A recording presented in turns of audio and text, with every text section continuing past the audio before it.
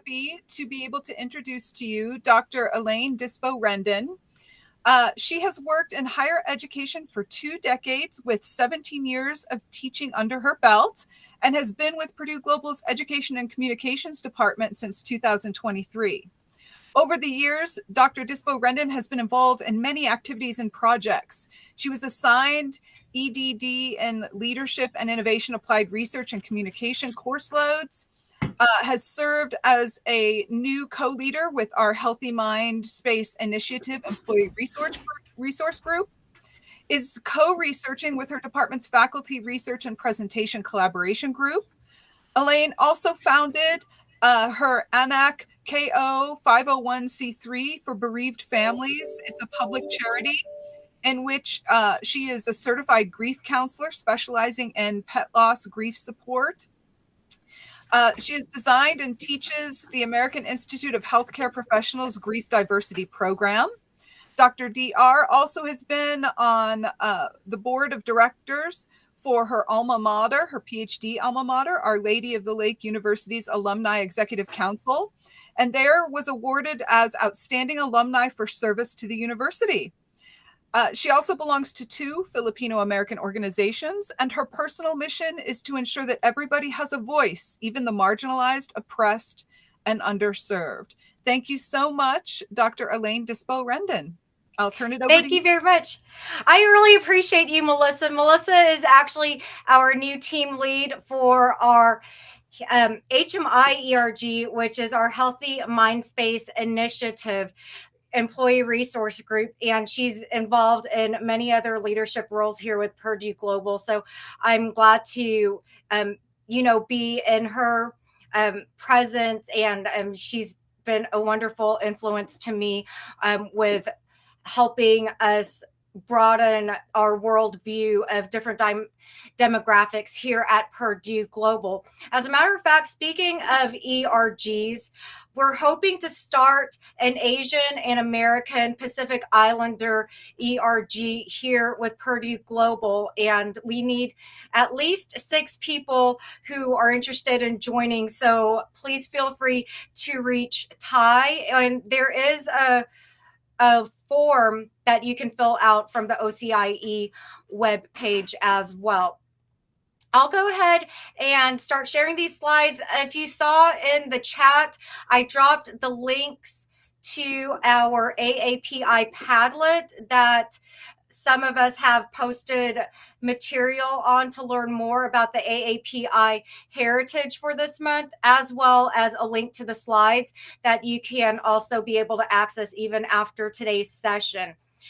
We're covering Asians above stereotypes and beyond skin color today. I actually included the title Peeling the Banana and Cracking the Coconut because there have been derogatory terms involving fruit like banana or coconut, implying that people of color may have this exterior but be white on the inside. And I think that's rather offensive to both white people and people of color alike. And I'm hoping that we can stop the stigma starting today.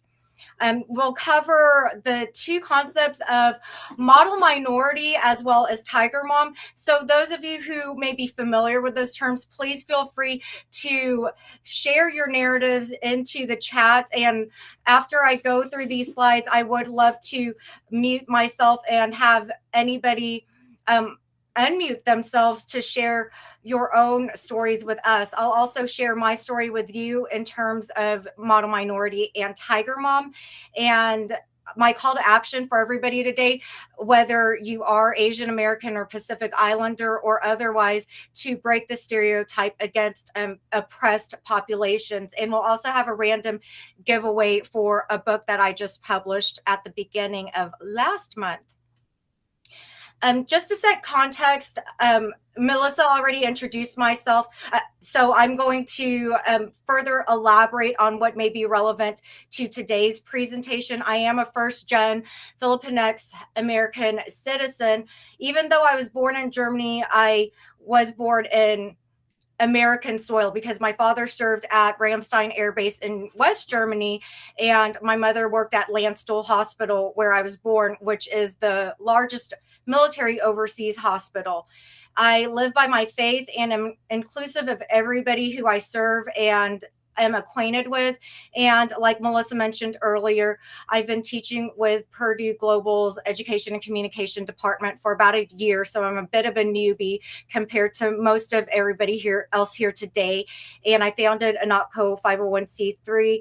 And that's the charity where I'm going to donate, or actually give away, the book to a random attendee today. So I appreciate Melissa stepping in to track everybody who's here to randomly select who is going to win the book today. And I live in an intercultural household. My husband is Mexican American, and he is an educator like myself, teaching culinary arts, but his main role is corporate executive chef for a gastropub here in the Texas Rio Grande Valley, where we live with our kids, our cats, and we honor our angel babies. Now, I don't normally watch the Real Housewives shows, but I tuned into one season of the Real Housewives of Dallas because I felt like there was a cast member who looked like me by the name of Dr. Tiffany Moon. She is an anesthesiologist who has been on the front lines, of course, during COVID-19. And when she confronted a fellow cast member about a video posted on Instagram or Twitter that was perceived to be racist, she said, quote unquote, Asians are sometimes considered the model minority because we tend not to make a stink about things. I think the time has come for Asians, for Black people, for everyone to speak out. This is America. It's 2020. We can do better. So I looked more into model minority. And I actually prepared these slides a couple of months ago before I realized that our keynote speaker, Ryan, who had 2 segments earlier this month, actually also covered model minority. What I found to add on to the dialogue is that model minorities tend to have, and I categorize them by color to match up with what I'll cover in the next slide. Red for pressure to overachieve, green for hardworking, successful, and well off, and blue for do-gooders or being irrelevant. So to go into more depth about each of those different characteristics of the model minority, some of us can relate. So I would really love to hear from you if you can relate. And even if it's new to you, feel free to add your comments as well throughout this session.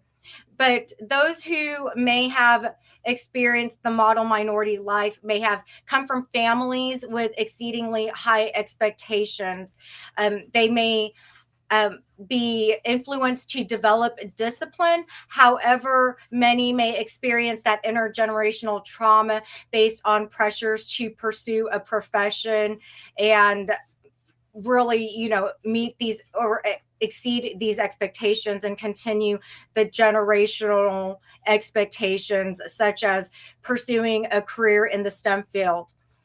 In green, we have hard workers who succeed and reap rewards. Now, what's common among many Asian Americans and Pacific Islanders is that they may come from families of hard workers. There isn't always a lucrative career or a lot of income. Not all of us earn 7-figure income, but they may take it a step further where they may thrive on the recognition. The affluence may be an added bonus. However, if there is a demanding career, the fallback would be that it may be overwhelming to the point where there isn't enough time devoted to other important aspects of life, like a family or settling down or attending to a romantic partner or children. Or maybe they already have settled down with a family, but just don't have time to spend with them. And many Asian Americans and Pacific Islanders may do the right thing to stay under the radar, not draw much attention to themselves. But as more attention has been drawn to those of us under this demographic, there have been a lot of hate crimes. Unfortunately, a lot of hate crimes against African Americans and against Asian Americans as well, in particular the elderly. And one reason why we're called the model minority is because we may not have defended ourselves, but it is due time, past due time, that we break this cycle and really defend ourselves and defend our fellow oppressed populations. Now we'll go ahead and cover Tiger Mom. And if you relate to this, if you have or had a Tiger Mom, or maybe you're a Tiger Mom yourself, I'm not trying to shame anybody who is or has come from a family with Tiger Moms. But what I found in the sources that I consulted is that they connect with Hofstede's cultural orientations. Tiger moms may tend to be disciplinary and micromanagers, which connects with the high power distance. They may take a masculine approach, meaning that they value achievement and accomplishments, and they envision a bright future for future generations. So they may be long-term oriented. What surprised me is that although Tiger moms may be perceived to lack nurturing skills and may be more known for shaming their children, they have actually ranked high in warmth. But based on my own experience, I mean, my mom was a Tiger mom to an extent. There's that tough love there, but the discipline is the main characteristic that comes from Tiger moms. And here are the sources that I gathered for model minorities and Tiger moms. And again, the link is at the very top. I'll drop it again just in case you didn't see it earlier, so you can have access to it. And for those on the recording as well, hopefully y'all will be able to access this on your own. But now it's time for any of you to drop in the chat if you can relate or if these are new concepts for you. If you have come from families of model minorities or Tiger moms, or if you know anybody else who has, feel free to comment in the chat, and I'll open the floor for you to unmute yourselves so you can also speak aloud if you care to share more. But I'll share with you my story. Now, again, as mentioned earlier, my parents were in Germany, where I was born, and we moved stateside soon thereafter. So I grew up mostly in West Central Texas with a majority white population. And I did not experience that much discrimination growing up. So there were just a few isolated events that I can recall. But in terms of parenting, my parents did raise my sister and myself to value both academics and athletics. So it wasn't just nose in the books, stay in the classroom and have that kind of study mentality. They wanted us to lead an active lifestyle like they still do, even in their 70s. My dad plays tennis a few days a week. My mom still does walking and aerobics. I joined them in aerobics back in the 80s. But my mother taught me how to read at the tender age of 2, and my dad taught me how to do arithmetic before kindergarten. So I was ahead of my elementary school classmates, but they also enrolled us in sports and other activities such as gymnastics.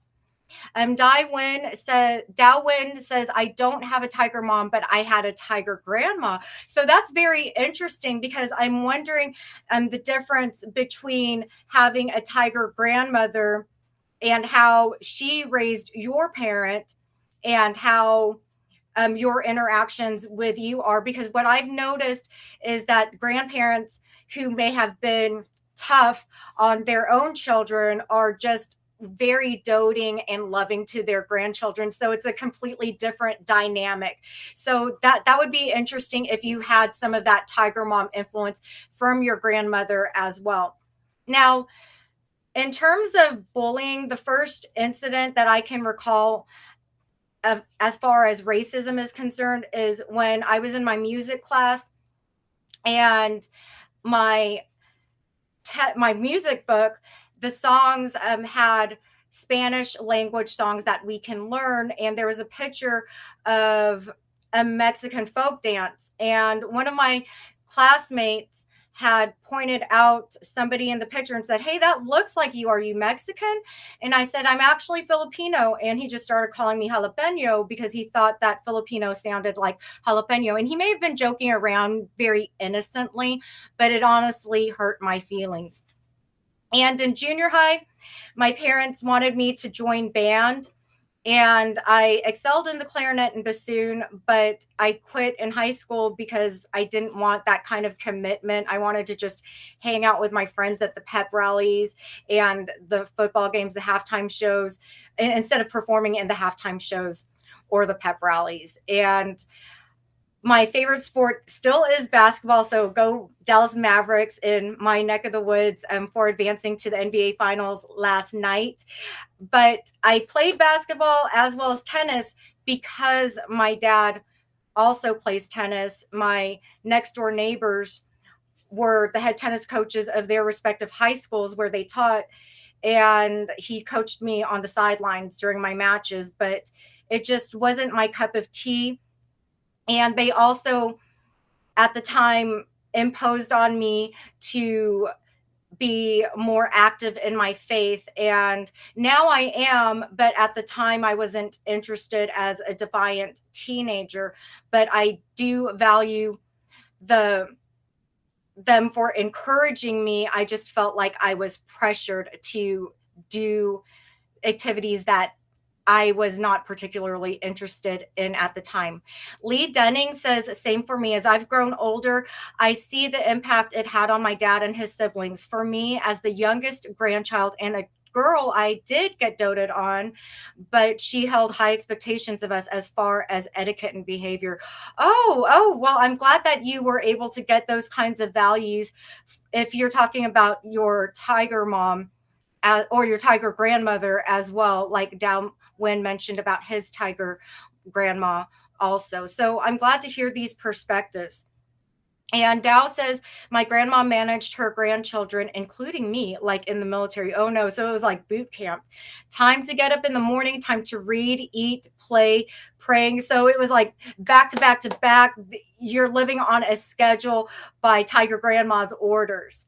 Now, for me, when I entered college and grad school, I ended up staying at home. I really wanted to move to California and attend Pepperdine University or UC Berkeley, where my cousin goes now. And he was valedictorian of his junior high and salutatorian of his high school class. But I ended up staying in Texas with my parents, but they still were resistant to me moving out at the age of 19. They still wanted to keep me under their roof, and I was ready to be more independent. And when I continued on towards my advanced and terminal degrees, my mother and her friends would actually joke around that I was a professional student, while my father actually spoke highly of me for earning scholarships as well as my master's and my PhD. So it was a bit varied on my parenting, even as an adult. And in my early work life, before I started teaching at the college level, I ended up quitting my first job and my only job in food services because one day when I was in the kitchen as a dishwasher with other colleagues of color, my boss burst in and asked, does anybody not know English around here, in a very aggressive tone. And I just didn't want to tolerate that kind of work environment anymore, even though I was only there for 6 weeks. I'm glad I lasted longer here at Purdue Global because we have an extremely opposite, welcoming and open environment here.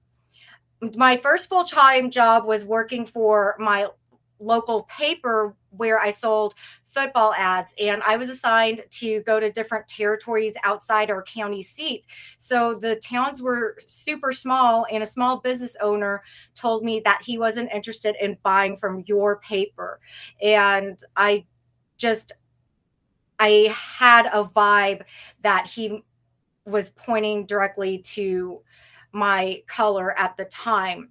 And yes, there may be times when we could be paranoid about it, but many times it may be on point when we have that kind of instinct because we are part of certain groups. Also, when I worked at my local health club, I was expected to be the smartest person in the room because I was Asian and good at math, and asked why didn't I become an engineer.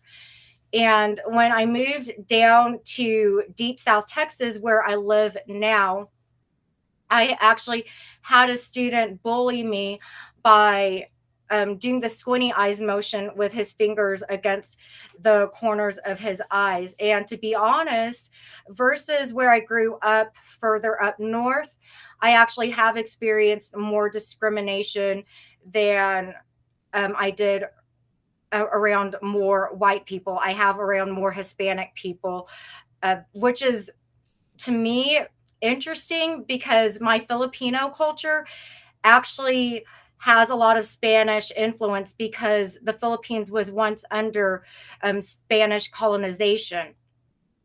Now, into my career in higher ed, I actually experience less discrimination. And even though I'm a multiple minority with factors that may be stacking up against me, I'm Generation Y, female, person of color, I have been treated as an equal with my colleagues as a professor. I think much of it has to do with my education level and my roles that I've taken. And now that I've teaching remotely, I love this opportunity to engage with global colleagues and students. As a matter of fact, I have an online student who is Korean American, and they told me that they appreciate having a professor who looks like me. And I actually feel more of a sense of belonging here at Purdue Global, not necessarily because I have a lot of Asian American colleagues, but I do again want to get more acquainted with our fellow Asian American and Pacific Islander colleagues here to start the employee resource group. Hint, hint. But our organizational culture really gives us the opportunity to share our stories, to use our voices. And I have Dr. Townsend and also Ty to thank for that, and Melissa and those leaders who are involved with organizational culture ERGs here at Purdue Global. So it really means a lot. And this has been the most rewarding career experience that I've had so far. Many reasons, including the organizational culture as a major reason. But now I can go ahead and mute myself so I can give more an opportunity, like Dow or Lee, if y'all want to speak more out loud. Dow says, anyway, it happened mainly during the long summers, 3 months when my parents were at work. They sent me to my grandparents in a small town. Anyway, that was a good time for me to enjoy good food cooked by my grandma, good time to be in the nature with my cousins and other kids in the countryside, more than when living in a big city with my parents. So it was nice to have that sense of innocence and a slower paced lifestyle for a change during those summers with Dow's grandmother. And Dow has actually pitched in a lot of valuable content on the AAPI Padlet, if you noticed, and the link is at the very top of our chat box. But I'm going to mute myself. So Dow or Lee, I'd love to hear from you or anybody else who would like to share your stories about model minorities or tiger grandmas.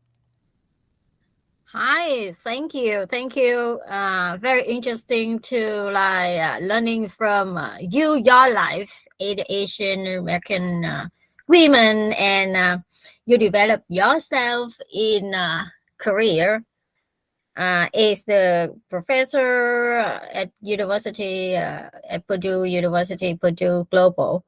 So very interesting. I just shared the story already. The main thing when you mentioned about like the tiger mom and the case for my grandma, actually I indebted to her. I learned a lot from her because she is kind of very experienced woman, not control. I say control or educate the kids in her family, but I also learned the way how she can develop her own career.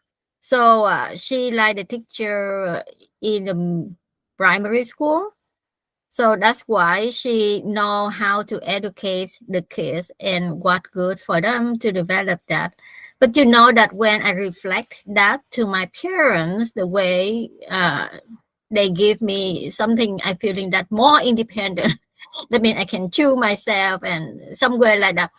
So through the way, different way they educate or training me between my grandma and my mother, I can so far when I grow up now, I think that balance between them would be better for the kids. So that's why in my way, in my case, I apply a kind of balance between them because sometimes the kid always want to have fun, more time to enjoy, but sometimes they very delve themselves into, for example, these days with the technology devices, like my kids, they very love how to play the game on the computer or something like that. So in that way, I learn and apply the way my grandma how to like manage and how to explain to them to understand. So explaining and also like apply some way to control would be, I think that is better, is good for the situation. For example, my current family with my kid, the little kid now. But when they grow up to the high school or further, when they can develop to their own, I respect their choice. And sometimes it's not quite as I expected, you know. In my community, when I talking with the other women, also from Asian American family, most of them like their kids to become like the doctor, pharmacist, and to major in engineering or something like that. And very, until now, very limited number of Asian parents like let their kid to choose their major by their own. And it's still phenomenon now, until now. Even in my research recently, I learning about the Asian American in the STEM field when they share the story, how they choose the STEM, and many of them sharing that before I really want to become like journalist. I would like to become literature teacher, but my parents say that, oh no, you should like become like choose some of the major in the STEM field in order that you can have a good job and it's good for your family in the future or something like that. So the thing is sharing to emphasize that the phenomenon is still until now about the high expectation of Asian parents for the children.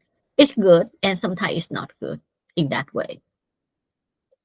Yeah, that's all I would like to share about from my personal experience and my I really perspective. appreciate your narrative, Dow, and it's great to see another fellow Asian American woman who has had similar experience of the tiger grandma and the high expectations. But a key takeaway from what you just said, Dow, is a matter of establishing that balance, because having high expectations is not a bad thing.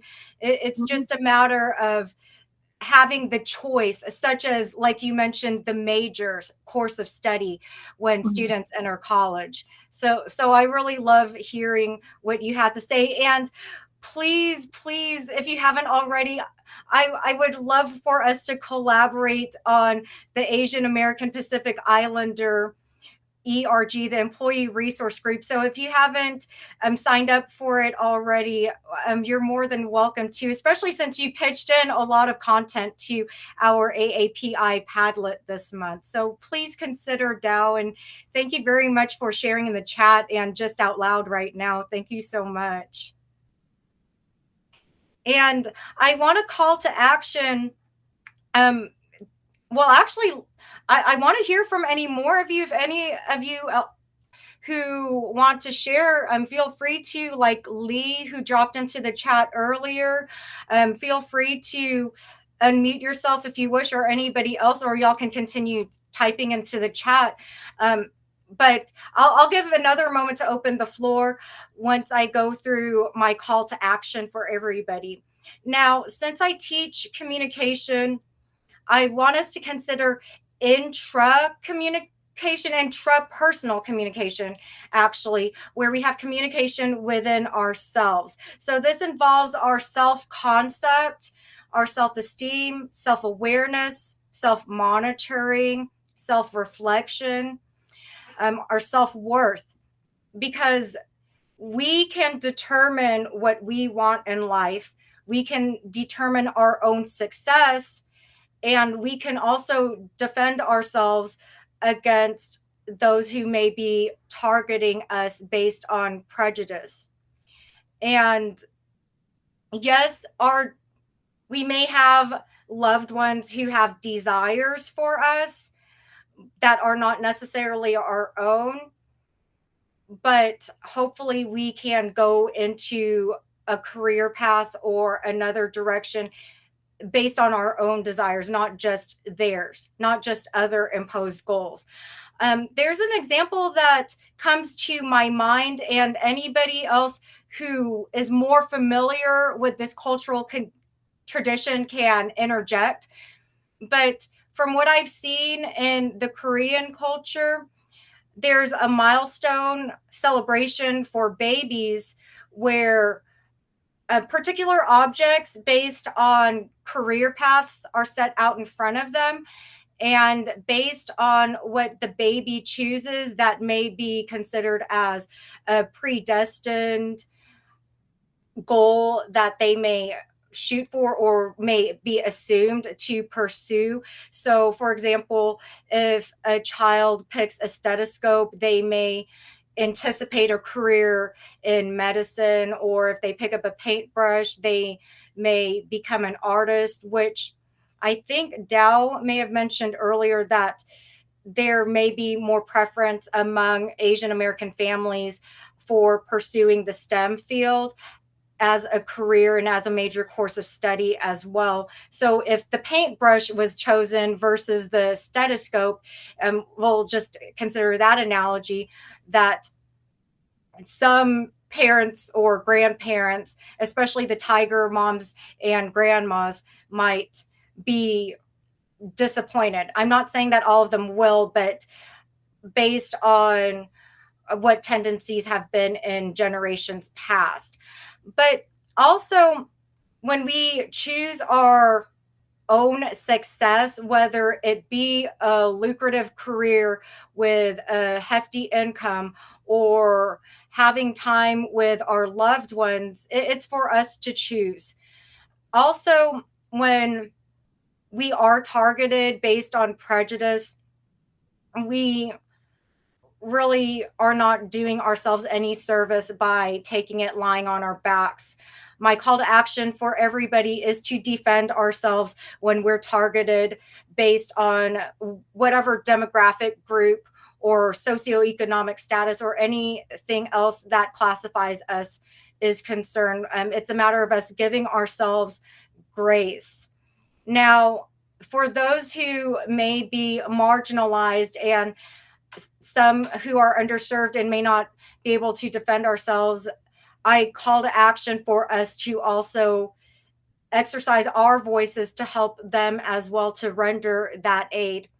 And another type of communication that I teach about is intercultural communication. Not all of us on this call today are Asian American or Pacific Islander. I'm so glad to see a wide range of diverse groups here on our video chat today. And it is just a matter of taking these opportunities to learn from one another and to teach about our different backgrounds and perspectives and respect our differences. But for those of us who have immigrants from other parts of the world, let's not forget where we came from. Now, even though I've never lived in my native land, the Philippines, I used to visit every 2 to 4 years up until my 20s. And my mom grew up in the capital of the Philippines, which is Manila. So it's more urbanized compared to my dad's province in Sison, Pangasinan, where primitive slaughtering of livestock and poultry would take place just to eat. And we didn't have the most pleasant hygiene experiences due to lack of running water. So we would have to collect water in buckets when we would take baths and go to the bathroom. Even there's a bucket called a taboo that we use that could be like our ghetto type bidet toilet, if you will. And as opposed to the urbanized culture in the Philippines, I actually prefer my dad's rural homeland because there's a stretch of land. It's not congested with traffic. Everybody knows each other, which, you know, there are advantages and disadvantages with that at any place. But now in the 21st century, the Philippines, like some other third world countries, may have a bit more access to necessities that we're used to that were once considered as luxuries, like technology. I also don't want us to forget who came before us, the generations before us who helped shape who we are, who led us to this very point, you know, working with Purdue Global and being able to serve a global community of students and colleagues. Now, in my own family, our education levels and career paths are various, from less than a third grade education all the way up to terminal degree, from homemaker and housewife to an MD and PhD and JD and PsyD, and from civilian to military. And during this Memorial Day week, I want to acknowledge my generations. Well, I have generations before and even my current generation serving in the military from my family, including my dad in the United States Air Force, but also my great grandfather in the U.S. Army and my grand uncle from the U.S. Navy. And also during World War II, I cannot forget my relatives, including my dad's great uncle and uncles who were missing in action, prisoners of war during the Bataan March against the Japanese taking over when they were trying to get their independence. Now comes time to win the book that I published in April. It actually was released on April 2nd, which is World Autism Day and International Children's Book Day. It's called Cope with Hope, Deal to Heal. And I have a section on grief diversity, which includes a BIPOC chapter for Black, Indigenous, and people of color, how they cope with grief. And I'm actually presenting on grief diversity on Tuesday, August the 27th at 2 p.m. Eastern time, if anybody wants to mark their calendars. And if you're back from summer vacations by then, feel free to join us with our Healthy Mindspace Initiative group that Melissa and I are co-leaders of. And Melissa is going to do the random drawing. If you took roll on our attendees today, I'm going to mute myself and give you the floor. Okay, yes. What I did was I took a Dungeons and Dragon dice that I had lying around, and I rolled that dice, and the winner of the book is Mary Gail Tan. Thank you.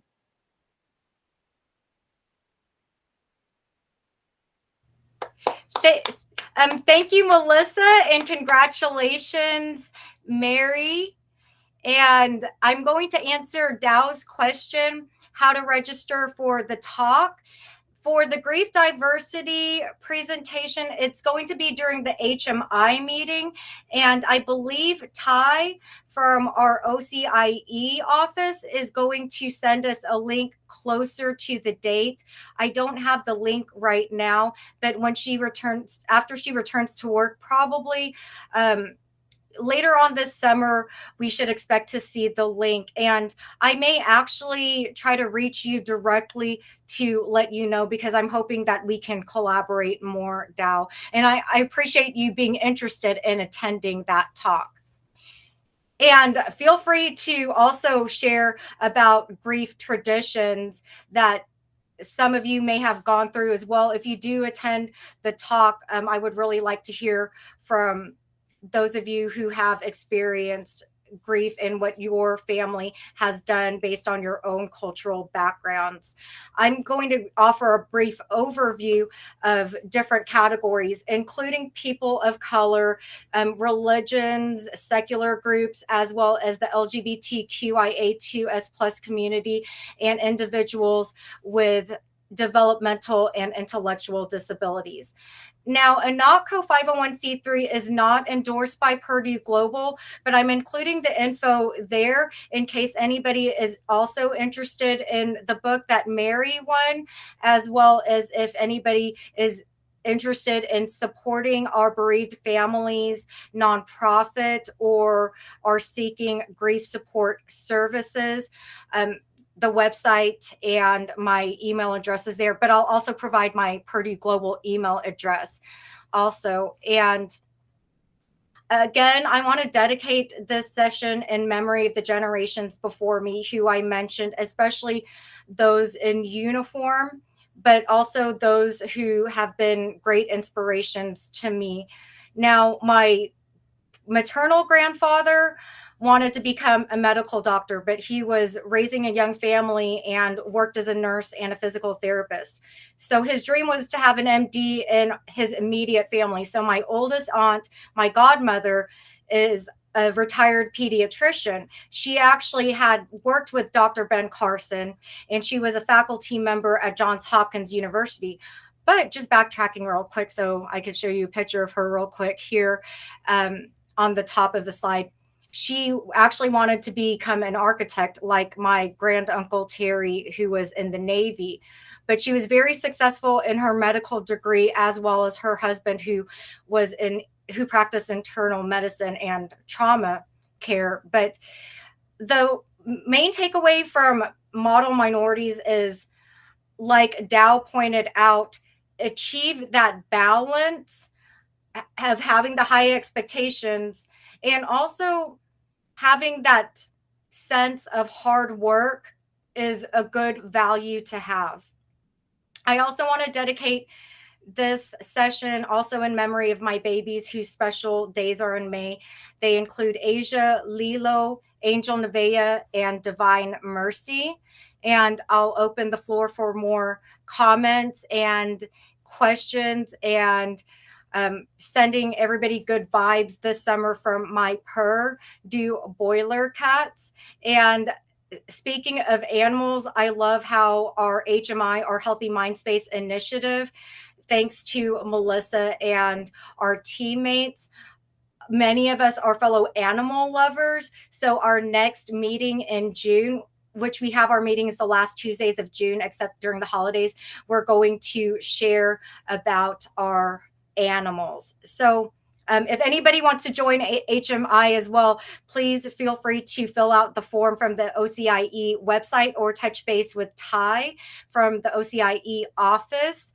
And I'll open the floor for any questions and comments. And we'll also have finishing remarks to wrap up AAPI month from Dr. Tiffany Townsend. Thank you all. And as we would say in my native language, the Tagalog dialect of the Philippine language, maraming salamat po. Thank you very much.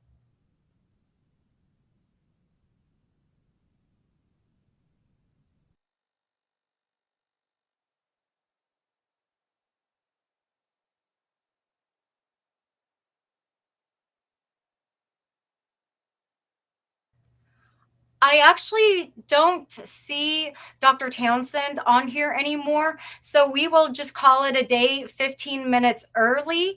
And we really appreciate all of you for showing up. And we hope that you all enjoy your summer. Thank you very much. And I'm glad to have met everybody here. Yeah, thank you, Ellen. Thank you, Dow. Dr. Townsend is noticed. She sent us the message that she had to leave earlier for another meeting. I just barely scrolled up. Thank you for the heads up, Dow. And I hope to touch base with you sometime soon. So hopefully you can join the ERG if you're interested. Yeah, sure. I'm very interested. Thank you for so sharing glad. that. Thank you so much, Dow. I appreciate your valuable input today. Yeah, my pleasure. So have a good, nice weekend. You too. Thank you very much. I'll talk to you soon. Bye. Yeah, bye.